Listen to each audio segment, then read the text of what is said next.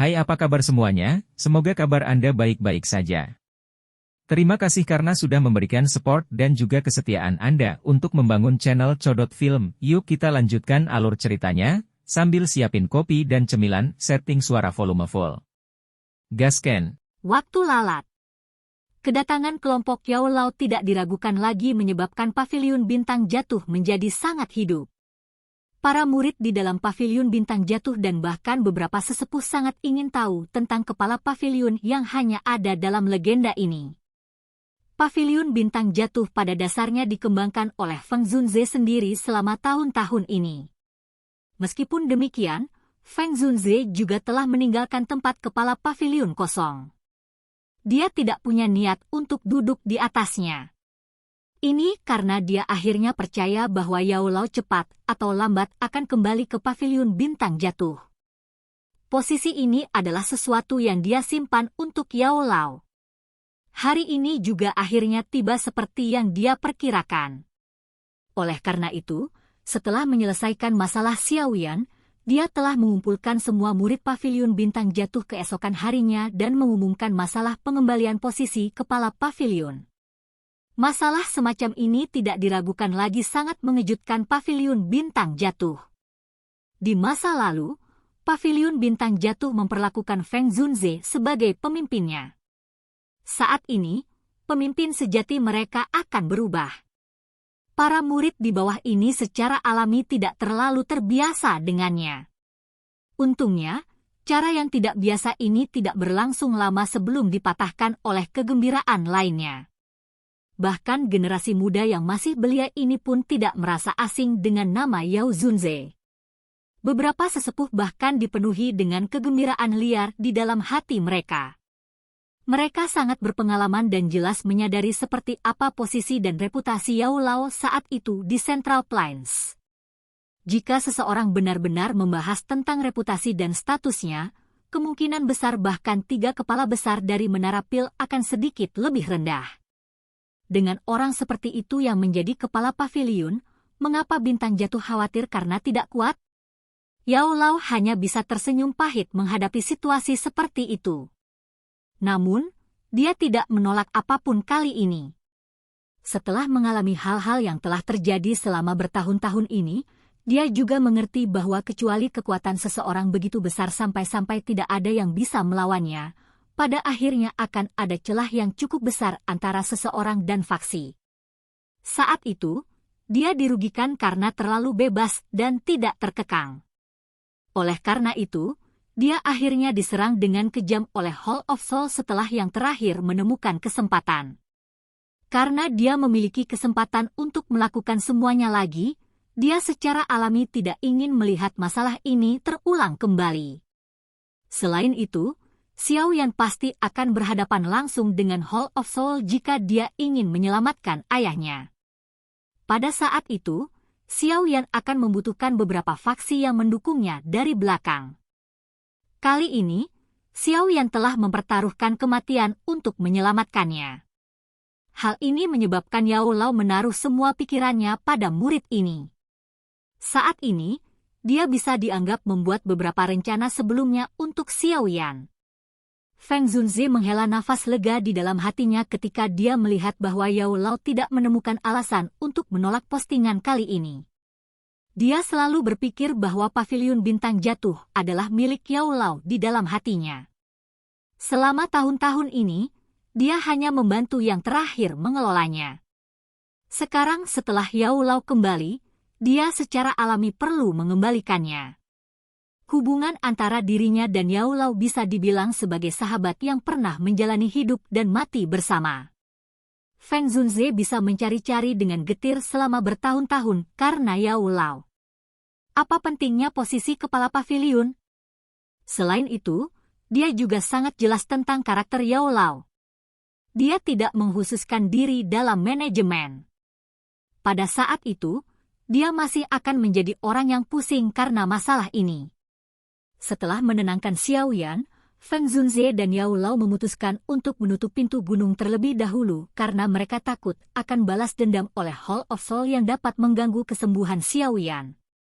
Dengan perlindungan dari formasi bintang jatuh hebat, kemungkinan Hall of Soul tidak akan dapat memperpanjang anggota tubuhnya. Semuanya akan dibicarakan setelah Xiao Yan bangun. Tidak ada yang keberatan dengan masalah menutup pintu masuk gunung. Meskipun dunia ini tidak dapat dibandingkan dengan Pil Realm, ukurannya juga cukup besar. Tidak akan ada banyak masalah tinggal di sini selama bertahun-tahun. Apalagi energi di tempat ini sangat padat. Efek dari latihan seseorang akan jauh lebih baik daripada dunia luar. Kelompok dokter peri kecil secara alami memilih untuk tetap tinggal dengan pintu masuk gunung ditutup. Xiao Yan belum bangun. Bagaimana dia bisa pergi lebih dulu? Juga tidak ada keberatan terhadap kelompok Little Fairy Doctor yang tertinggal. Kekuatan orang-orang ini bisa dianggap tingkat atas bahkan di Central Plains. Jika mereka bisa tetap di Paviliun Bintang Jatuh, mereka pasti akan sangat memperkuat pertahanan tempat ini. Setelah pintu masuk gunung ditutup, waktu juga mulai mengalir dengan tenang di tengah tanaman hijau yang indah ini. 2 bulan berlalu dalam sekejap mata. Semuanya sangat sunyi selama 2 mulut ini. Balas dendam Hall of Soul yang diharapkan tidak terjadi. Selama periode waktu ini, Feng Zunze juga mengirim orang untuk menyelidiki. Central Plains masih semarak seperti sebelumnya. Namun, tidak ada berita tentang aktivitas besar dari Aula Jiwa. Bahkan tidak sedikit berita tentang Aula Cabang yang dihancurkan dirilis. Jelas, Hall of Soul telah mengunci berita itu. Yao Lao dan Feng Zunze terkejut dengan situasi ini. Mengingat karakter Hall of Soul, mustahil bagi mereka untuk bertahan begitu lama tanpa mengambil tindakan. Tampaknya harus ada sesuatu yang menahan anggota Hall of Soul, menyebabkan mereka hanya dapat sementara mengesampingkan masalah ini. Namun, Aula Jiwa yang tidak mencari masalah juga memungkinkan Yao Lao dan Feng Zunze menghela nafas lega. Paviliun Bintang Jatuh saat ini bukanlah tandingan Aula Jiwa. Jika mereka memulai perang sekarang, Paviliun Bintang Jatuh akan mengalami pukulan serius. Juga bukan tidak mungkin Paviliun Bintang Jatuh tidak dapat pulih darinya. Hall of Soul telah memberi mereka kesempatan untuk memulihkan diri. Tentu, Yao Lao dan yang lainnya tidak menyia-nyiakan waktu. Setelah memulihkan beberapa kekuatan hidup, dia mulai terus-menerus menemukan beberapa metode yang menyebabkan kekuatan Paviliun Bintang Jatuh diperkuat. Waktu mengalir. Dalam sekejap mata, 1 bulan lagi telah berlalu. Xiao Yan, yang berada di dalam menara batu, masih tidak menunjukkan jejak kebangkitan. Namun, wajah Xiao Yan yang awalnya pucat dan tidak berdarah saat ini secara bertahap menjadi merah ramping. Napasnya juga menjadi normal. Dia tidak lagi seperti orang yang akan mati seperti di masa lalu. Semua ini menunjukkan bahwa luka di dalam tubuh Xiao Yan saat ini secara bertahap pulih. Kebangkitannya hanya masalah waktu.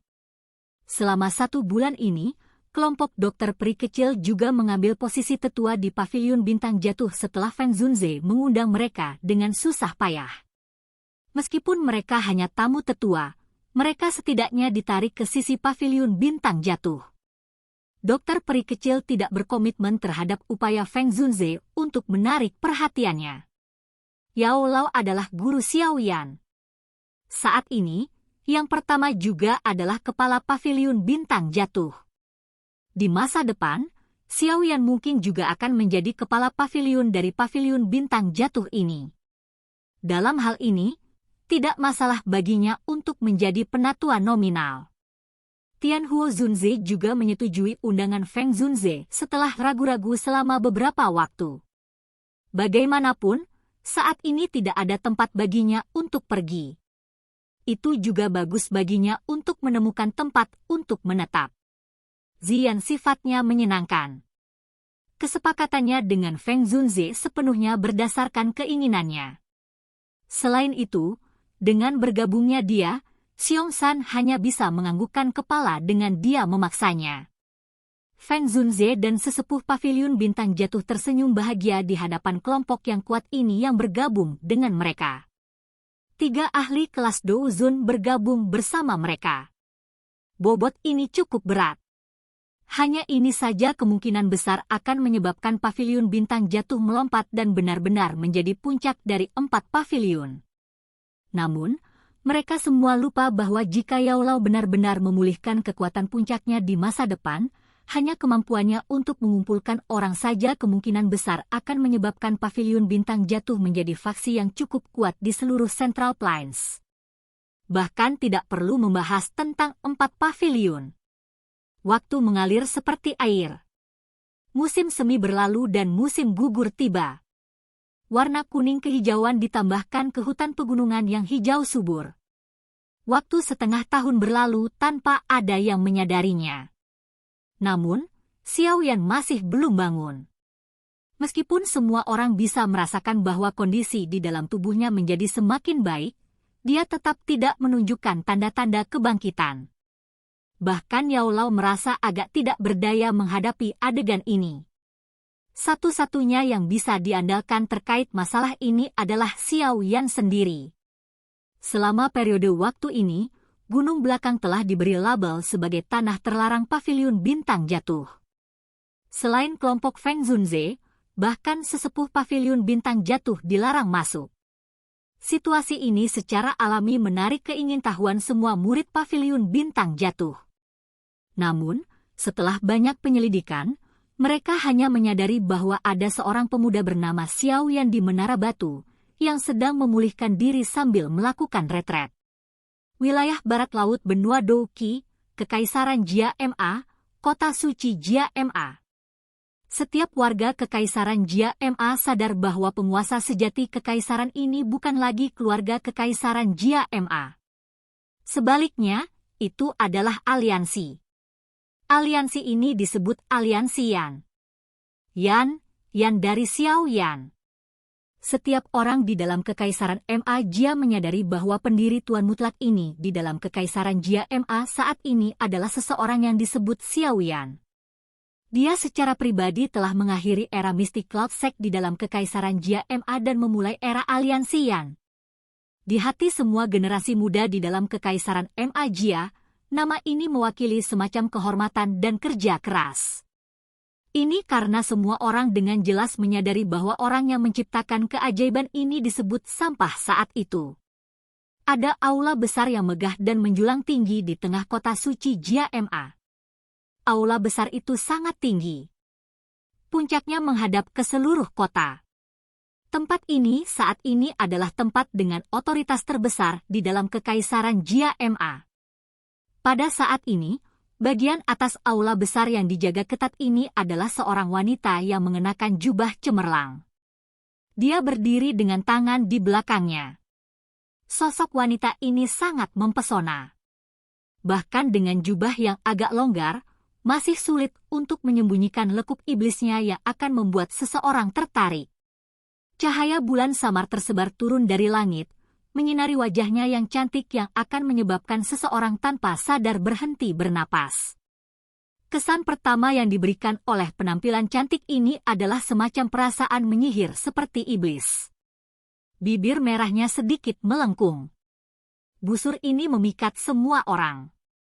Namun, ada semacam tekanan dari seseorang yang memiliki otoritas besar di antara alis yang sempit itu. Perasaan mempesona dan agung hidup berdampingan. Hal ini menyebabkan pesona miliknya langsung mencapai puncaknya. Pada saat ini, wanita ini, yang memiliki penampilan mempesona yang bisa memikat semua orang sedikit mengernyit. Dia mengangkat kepalanya dan melihat ke bulan yang cerah. Sosok kurus berlama-lama di matanya. Sepertinya sudah 5-6 tahun. Xiao Yan, kamu telah berjanji pada ratu ini bahwa kamu akan kembali. Jika kamu makan kata-katamu, aku akan merobek mayatmu menjadi puluhan ribu keping bahkan jika kamu mati. Wanita yang menyihir itu mengepalkan tangannya sedikit. Ekspresi rumit melintas di atas mata cantik yang dipenuhi dengan daya pikat. Ibu. Suara lembut yang tidak biasa yang membawa nada bayi tiba-tiba terdengar dari belakang wanita yang memikat ini sementara dia dengan lembut bergumam pada dirinya sendiri. Ekspresi sedingin es di wajah wanita yang menyihir ini segera menghilang saat mendengar suara ini. Semacam senyum indah yang bahkan Xiao Yan belum pernah lihat sebelumnya muncul. Setelah itu, dia dengan cepat berbalik dan melihat ke arah asal suara itu. Tempat di mana suara itu berasal adalah tangga batu. Pada saat ini, ada seorang anak berusia 2 tahun atau lebih di atas kaki kecilnya yang telanjang. Hal yang membuat orang terkejut adalah bahwa anak kecil ini digantung setengah inci dari tanah tanpa meminjam apapun. Berdiri di udara kosong.